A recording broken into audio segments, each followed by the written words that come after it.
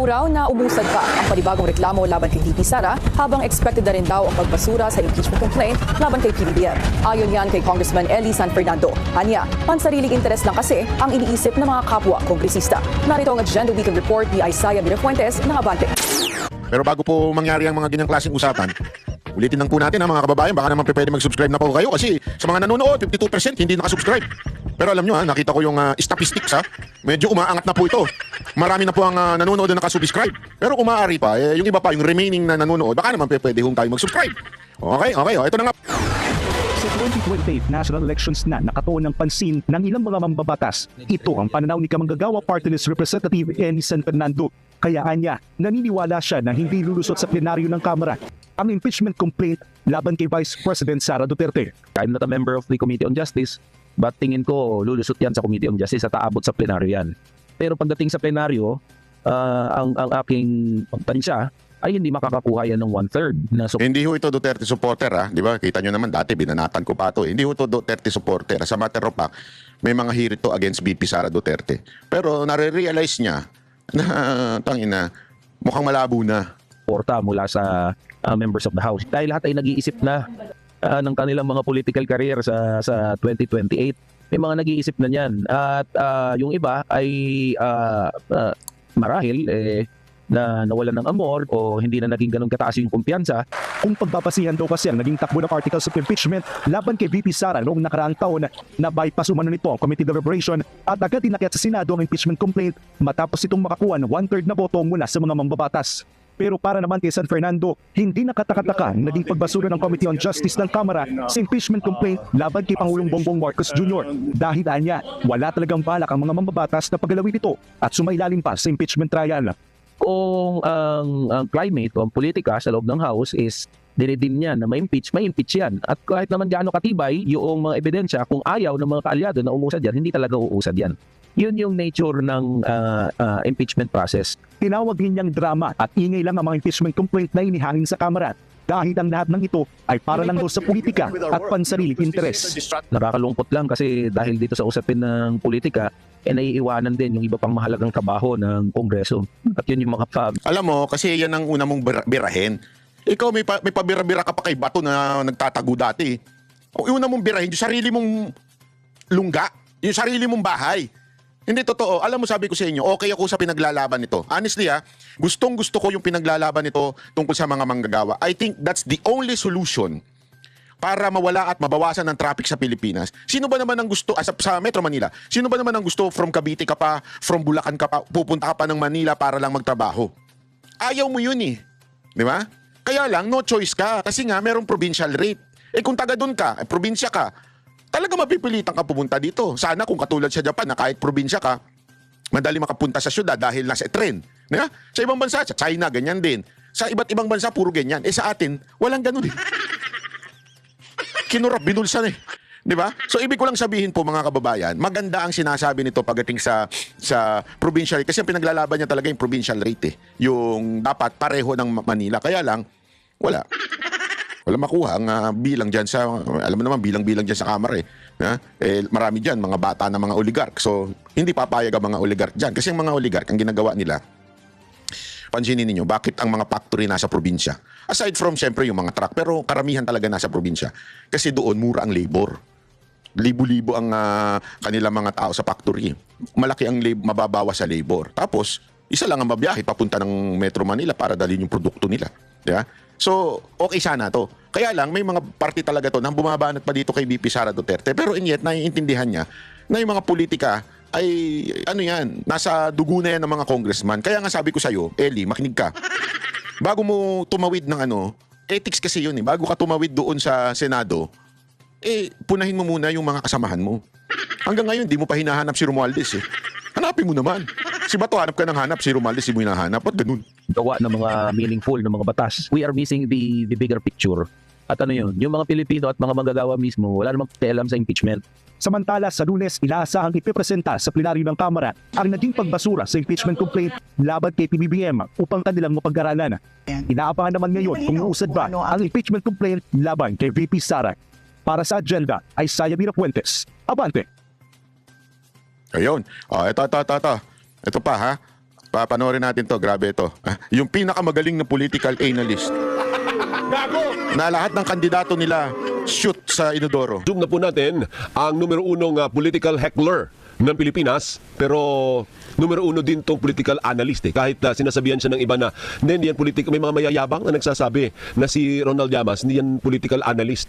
Pero para sa akin itong pinakamagaling magpaliwanag sa mga politikang topics. Secretary Ronald Llamas in the house. Hi, Sec! Alam mo, Alvin, hindi siya magaling magpaliwanag. Nagkataon lang kasi pareho kayo ng kulay. Alam naman natin kayong ABS-CBN, lahat kayo dyan, pare-pareho kayo ng kulay. Kasi galit na galit kayo sa mga Duterte dahil natanggalan ng trabaho yung mga kasamahan ninyo. Bumabawi kayo Lahat ng mga tono ng mga political, mga commentator dyan, iisa Galit kay Marcoleta, galit sa mga Duterte, obvious na obvious. Magandang umaga, Alvin. No? Salamat naman sa iyong magandang introduction. Oh, siyempre. Sure, if I deserve it. Siyempre marami na naman kukontra. Personal ko yung naranasan. Bakit ba? Para sa akin, ikaw ang pinakamagaling. Magpaliwanag. Pag may... Para sa akin naman, kayong dalawang tanga mag-uusap. Para sa akin yun Hindi ko sinasabing tanga kayo. Para sa akin, para kayong tanga pareho. May politika, yung alam mo yun, yung may yung arok, yung carry, yung kayang sabayan ng ordinaryong mamamayan. Secretary, anong basa mo? Nagdeklara na si Vice President Sara Duterte na tatakbo siya sa pagka-presidente sa 2028. Well, una, hindi naman siya bago. Nagsabi na siya a couple of times before, a year ago, more than a year ago, na siya ay interesadong tumakbo sa 2028. Isa sa dahilan yan kung bakit mataas yung kanyang survey. Dahil siya pa lang ang nagpapakilala. Ngayon, finormalize na yun. At medyo calculated yung timing. Dahil kahapon ay dapat umakyat na sa Rules Committee yung impeachment niya, yung tatlong articles of impeachment. So, malinaw na fine-frame niya yung kanyang pagtakbo batay dyan sa impeachment na malamang ay mangyari sa Kongreso. So, framing yan Ang framing niya ay, kaya siya ini-impeach, ay siya ay kandidato for president. Yun yung una. No? Yung ganong klaseng framing. Ikalawa ay dahil sa kanyang pag-announce, at siya ay, for now, ay number 1 sa mga survey. Ikalawa ay magandang oportunidad ito para yung mga politiko natin, especially mga kongresista, ay kausapin na siya. Kausapin na siya, ay medyo magdalawa o tatlong isip para pumirma dito sa kanyang impeachment. No? So, sabihin parang babala ito, parang warning ito, Sec? Yes, sa mga congressman at mga mambabatas na parang sige. Negosasyon na sumama na kayo sa akin. Huwag kayong pumirma dyan sa impeachment.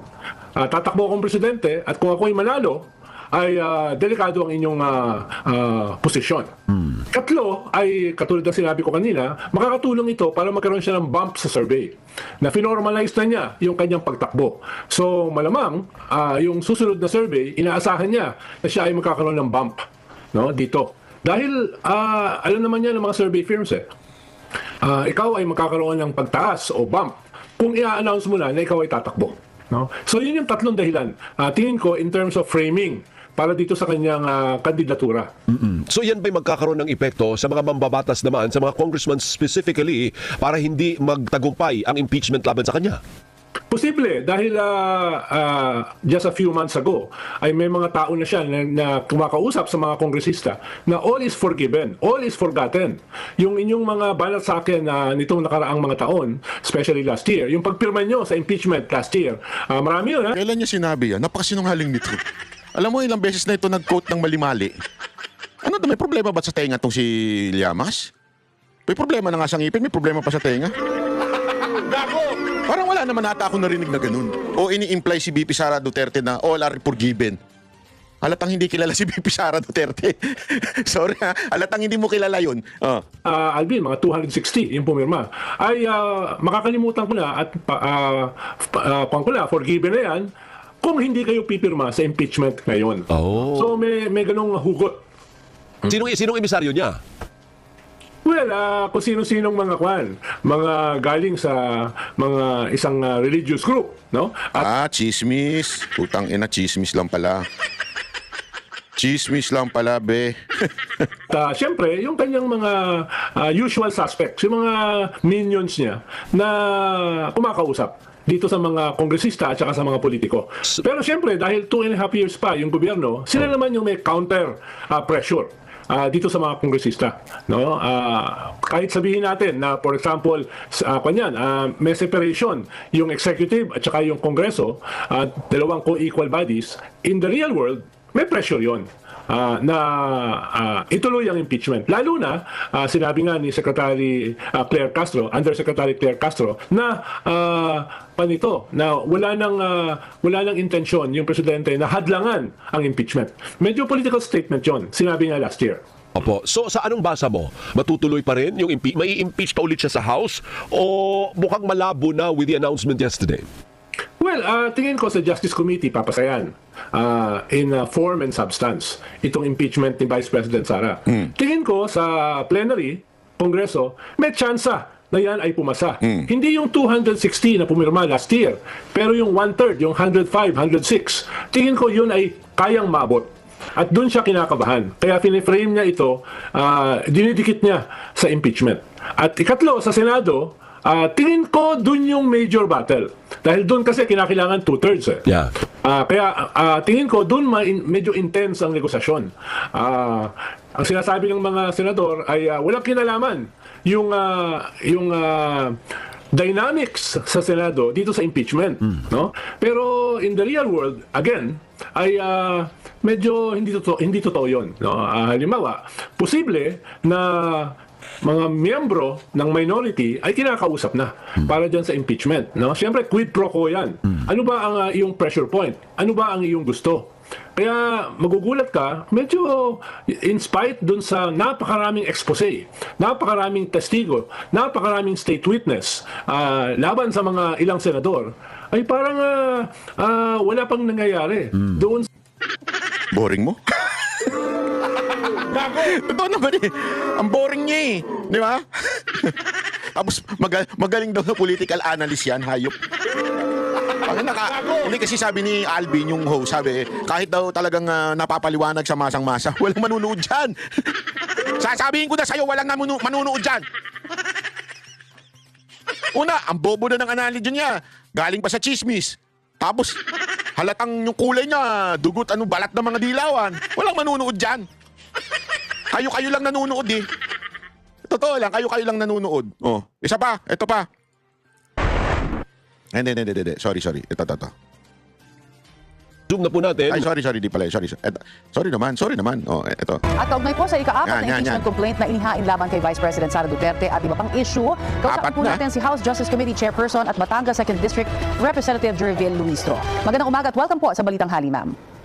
Magandang umaga, Connie, and thank you for having me here. Ma'am, may mga nagsasabi sa timing daw ng pagkakahain ng ikaapat na impeachment complaint laban kay Vice President Sara Duterte, baka magkakonekta ho yan kasi matapos nagdeklara na natatakbo siya bilang Pangulo sa 2028 elections. Ano ho ba ang tingin nyo dyan? Well, we cannot comment on that, no? In as far as the Justice Committee is concerned, ang trabaho namin is to wait kung kailan ma-transmit ito sa Justice Committee and to conduct the same deliberation and evaluation that we had, similar dun sa nangyari sa impeachment complaint against the president, no? As to whatever is the motive about the filing of the fourth impeachment complaint, we are totally unaware of that. Okay, pero sa nakikita ho natin, parang yung unang tatlo at ito pong pang-apat ay parang pare-pareho lang halos yung kanila pong doon sa content ng kanila pong inihain for impeachment. Ano? Meron ho bang limitasyon o deadline sa bilang ho na maaari pang maghain ng impeachment complaint laban kay VP Sara? Under the rules, Connie, no, wala naman kasing restriction kung ilan ang pwedeng ma-file na complaint for as long as it is being filed within the reglementary period, no? We have to remember, hindi naman nagbago yung Francisco ruling, what operates initiation in as far as impeachment complaint is concerned is kapag may referral na sa Justice Committee. To this date, wala pang referral, no? I think the first 3 impeachment complaints were transmitted already to the Office of the Speaker. Ito namang pang-apat, perhaps nasa office pa ng Secretary General. But since wala pang nare-refer sa Justice Committee at hindi pa rin naglalapse yung 10 session days when the Office of the Speaker is supposed to include all this impeachment of complaints in the order of business of the plenary. So I think pwede pa mag-file ng impeachment complaint. Okay, Connie. posible ho ba daw na makaapekto kaya sa gagawing pagtalakay ng Justice Committee sa impeachment complaint laban kay VP Sara yung kanyang maagang pag-anunsyo ng pagtakbo bilang Pangulo sa 2028 elections, ma'am? I hope it will not affect, no? Kasi sana ma-realize ng mga members ng Justice Committee that this is a constitutional duty that we really have to face, no? This is not a question of gusto ba namin o ayaw namin. This is not a question of pro-administration ba kami o pro-Duterte ba kami. No. This is a constitutional duty na kailangang harapin ng members ng Justice Committee and ultimately by the members of all the members of the House when we already approve or disapprove the committee report of the Justice Committee. Okay, para naman ho dun sa Makabayan Block, taktika raw yung deklarasyon ni VP Sara para mapigilan daw yung pag-usad ng impeachment case laban sa kanya. Ganyan rin ho ba kaya yung nakikita ninyong sabihin sentimiento ngayon sa House? Connie, I am very concerned. Alam mo, di ba, ewan ko, tama ba ko? Ito yung naalala ko may utang daw di umano. Allegedly may utang daw. Ito ba yun? Sa tingin ninyo mga kababayan, ha? Sa tingin ninyo, pag nanalo si VP Sara Duterte, ha? Singilin niya kaya utang ito? Aside sa pambababoy kay VP Sara Duterte, yung mismong utang mismo, singilin kaya nito? Ewan natin. My perspective is as chairperson of the Justice Committee, no? So regardless of the consequence of the pronouncement of the Vice President kahapon and regardless of the motive of the complainants behind this four impeachment complaints already, di ba? Ang iniisip lang namin sa Justice Committee is for us to be able to do our duty in as far as the determination of probable cause supporting the impeachment complaint is concerned, Connie. Malinaw po yan. At may mga karagdagang tanong pa po ang aking partner na si Rafi Tima. Magandang tanghali po. Kung ano po yung update dun sa tatlong naunang impeachment complaint laban kay VP Sara? Nabanggit nyo kanina na transmit na sa opisina ni House Speaker Bogie D. Ano na po yung susunod na hakbang doon? Yeah, so from the date of So, eto na nga ho, mga kababayan. Alam nyo, ito hindi naman po kaila sa lahat ng mga Pilipino na binaboy, tinarantado ng Kamara ang VP Sara Duterte natin, di ba? Talaga naman sinagad nila sa tingin ko, yung sinasabing ito bang ginawa ni VP Sara Duterte ay isang opensa para hindi siya i-impeach. Una, deserve nyo yan. I mean, deserve nyo ang Kamara kasi tarantado talaga kayo Deserve nyo na ganyanin dahil masama talaga kayo, hindi kayo para sa bayan. Tangina taon-taon may allocation kayo. Sinong taong matino ang maaatim na mabawasan ng PhilHealth, mabawasan para may maibulsa kayo? Demonyo yun. Literally, you are murdering people because sa ospital, sila ho'y walang pampagamot. Diba? Dahil sa ginawa ninyong pagbaboy sa budget natin. Lahat kayo dyan sa Kamara na sumang-ayon dun sa budget na ganun. Pangalawa, even if sabihin na natin ganun, ako naniniwala pa rin ako na merong reason talaga si VP Sara Duterte para tumakbo. Kasi yung konsensya, alam mo, everywhere she goes. Ito, witness ako dito kasi ilang beses ko nakasama ito sa mga events. Yan ang kanyang bukang bibig. Yung pasensya na, nabudol ko kayo, pasensya na. Ilang beses niya yan sinabi. Personal, in a small group and a big group, lagi niya sinasabi. Kasi, pasensya na rin tayo, meron talaga tayong OFW na mga prangka. May mga prangka kasing mga OFW which is nakakatuwa. Because of you, yan tuloy, napilitan talaga si VP Sara Duterte. May mga prangka tayong OFW nabudol kami ma'am, dahil sa'yo ma'am. Kaliwat kanan Even nga sa mga comment section Di ba may mga nagagalit pa kay VP Sara Duterte na para bagang sinasabi nila, ma'am, dahil naman sa iyo, kaya natin napaupo itong walang kwentang presidente na ito Marami ako nakikitang ganyan. Sabi ko nga, walag na natin sisihin, wala tayong magagawa dyan. Kayo pa rin ang bumoto Even if in-endorse ni VP Sara Duterte yun, kayo pa rin na may hawak ng ballpen, hindi siya. So wag natin sisihin yung tao. Although, marami ang ganyan, which is I understand their feelings because antindi ng frustration Antindi nung yung frustration sa kanila. Kaya nga mga kababayan, this time, totoo talaga this time, totoo talaga yung sinasabi ng ilang mga political analyst dyan na maaaring ito'y paggaganti sa mga ginawa sa kanya o pagwa-warning sa Congress. Pero, ang pinakamatindi talaga sa tingin kong dahilan ay napagod na siya na marinig at masabihan na dahil sa in-endorse niya kaya nagkaganito ang bansa. Kaya hayaan natin bumawi si VP Sara Duterte sa susunod na eleksyon. Hayaan po natin na gawin niya yung dapat niyang gawin this time. Pero meron pa akong isang analysis yun. Ito, matindi ito. Kaya dapat mandyan lang kayo. tandaan ninyo, sinabi niya ito, galing siya ng dahig. May nagsabi lang sa akin ito, ha. Hindi ko niya sasabihin kung sino. May nagsabi lang, sabi. Tandaan nyo, galing siya dahig. Hindi natin alam kung this time ba sumunod na siya sa kanyang tatay o sinabihan siya na it's time for you to run. You have no reason not to run.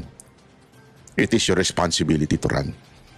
Di ba kaya nga sabi niya dun sa yung kanyang unang sinabi na talata sa Biblia. Tayo ay nagpaplano, ngunit Diyos ang nag-ano sa atin.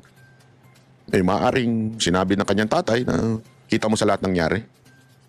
Dahil sa'yo yan. At the same time, dahil hindi ka nakinig. Baka this time makinig ka na. Hindi, may nagkwento lang sa akin ito. Hindi ito sinasabi ko, hindi ko sinasabing totoo ito. And maybe, isa yun sa mga dahilan. Baka sinabihan siya, it's time for you to run. Diba? It's time for you na mabawi mo. Yung ano. What do you think? Comment na kayo dyan, mga kababayan. At para sa mga kababayan